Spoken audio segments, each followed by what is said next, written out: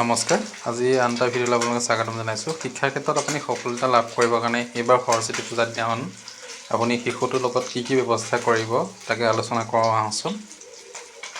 সৰস্বতী পূজা আপোনাৰ 2024 চনৰ সনাতন ধৰ্মত আমাৰ মাতৃ সৰস্বতীক জ্ঞানৰ প্ৰজ্ঞা আৰু জ্ঞানৰ লগতে সংগীত আৰু শিল্পী দেৱী হিচাপে গণ্য কৰা হয়। একে সময়তে প্ৰতি বছৰে মাঘ মাহৰ শুক্ল পঞ্চম পক্ষৰ দিনা বা বসন্তৰ পঞ্চমী উদযাপন কৰা হয়। এই তাৰিখটোতে দেৱী সৰস্বতী পূজাৰ বাবে উৎসাহিত বুলি গণ্য কৰা হয়।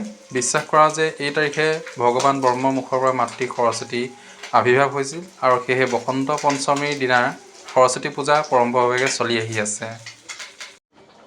বসন্ত পঞ্চমীৰ শুভ সময় হৈছে মাঘ মাহৰ শুক্ল পক্ষৰ পঞ্চমী তিথিত 13 ফেব্ৰুৱাৰী দিনৰ 2:41 বজাৰ পৰা আৰম্ভ হৈছে আৰু সেই সময়তে আপুনি 14 ফেব্ৰুৱাৰী নিশা 12:09 বজাত আপুনি পঞ্চমী তিথি অন্ত পৰিব। উদয়া তিথিৰ মতে 14 ফেব্ৰুৱাৰী বুধবাৰে বসন্তৰ পঞ্চমী উদযাপন কৰা হ'ব। এনে পৰিস্থিতিত আপুনি সৰস্বতী পূজাৰ শুভ সময় পুৱা 7:01 বজাৰ পৰা আপোনাৰ নিশা 12:35 বজালৈকে আপোনাৰ পূজা হ'ব। এতিয়া পূজা আমাৰ শিশুসকলে কেনেকৈ কৰিব লাগে। বসন্ত পঞ্চমীৰ দিনা আপুনি সন্তানক সৰস্বতী দেৱী পূজা কৰাব লাগিব। পূজাৰ সময়ত আপুনি শিশুৱে মাতৃ সৰস্বতীক হালধীয়া ফল কেশৰ আদি আগবঢ়াব পাৰিব। ইয়াৰ লগতে আপুনি প্ৰসাদ হিচাপে দেৱীক মিঠাই হালধীয়া চাউলৰ আগবঢ়াব পাৰে আৰু এই কথাত আপুনি দেৱীৰ সন্তুষ্ট হৈ আপোনাৰ সন্তানক মানসিক বিকাশৰ ওপৰত আশীৰ্বাদ প্ৰদান কৰিব।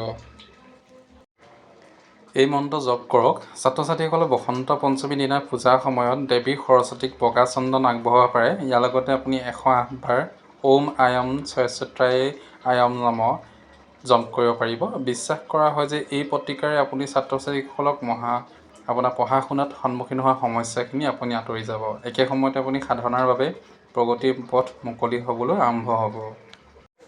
বুদ্ধিমত্তা চোকা হ'ব। বসন্তৰ পঞ্চমীৰ দিনা দেৱী সৰস্বতীৰ আশীৰ্বাদ পাবলৈ আপোনাৰ সন্তানক শিক্ষা সম্পৰ্কীয় বস্তু যেনে কিতাপ কলম আদি আৰ্তজনৰ বাবে আপুনি দান কৰিবলৈ দিব পাৰে আৰু এই প্ৰতিকাৰ অনুসৰণ কৰিলে আপোনাৰ শিশু বাক্য দোষ হোৱা আৰোগ্য হোৱাৰ সম্ভাৱনা আছে। ইয়াৰ উপৰিও মনত ৰখা শক্তি বৃদ্ধি হ'ব।